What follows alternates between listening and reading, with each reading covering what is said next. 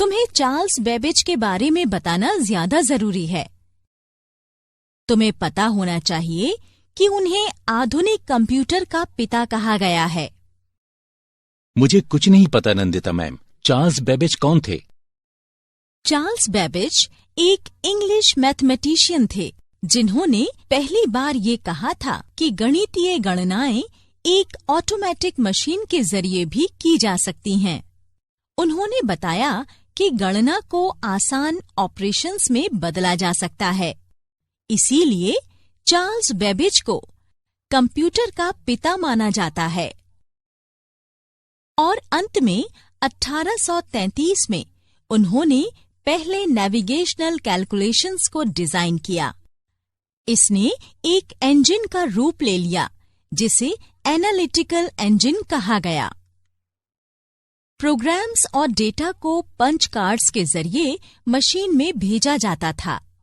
Punch card एक ऐसा process था जिसका इस्तेमाल मैकेनिकल लूम्स को निर्देश देने के लिए किया जाता था, जैसे कि जैकर्ड लूम।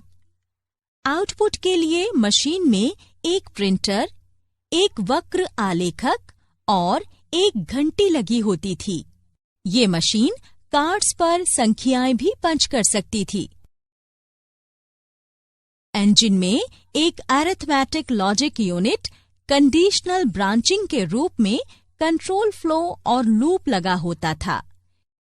इसमें एक इंटीग्रेटेड मेमोरी भी लगी होती थी।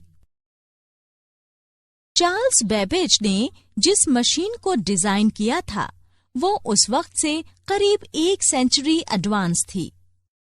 इस मशीन के सभी पार्ट्स हाथ से बनाए गए थे। हालांकि चार्ल्स बेबेज अपने जीवन काल में इस मशीन को पूरा नहीं कर पाए। उनके बेटे हेनरी बेबेज ने 1888 में एनालिटिकल इंजन्स कंप्यूटिंग यूनिट का सिंप्लीफाइड वर्जन बनाया।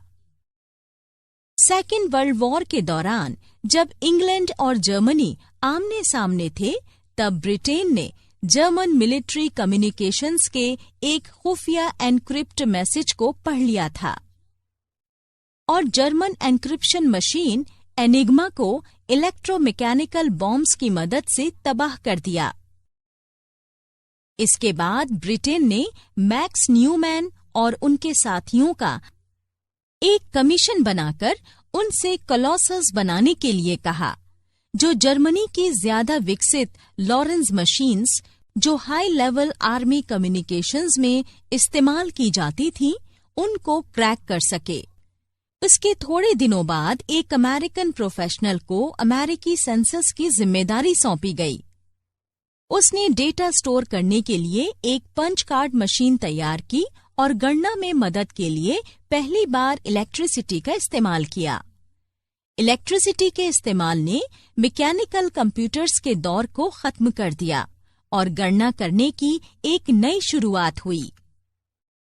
एक इंग्लिश मैथमेटिशियन जॉर्ज बूल ने भी इलेक्ट्रिसिटी को बाइनरी सिस्टम का आधार बनाने का सुझाव दिया था। इन सभी लोगों का कंप्यूटर की खोज में इतना महत्वपूर्ण योगदान है, यकीन नहीं होता। सही कहा राजेश, पर यही सच है।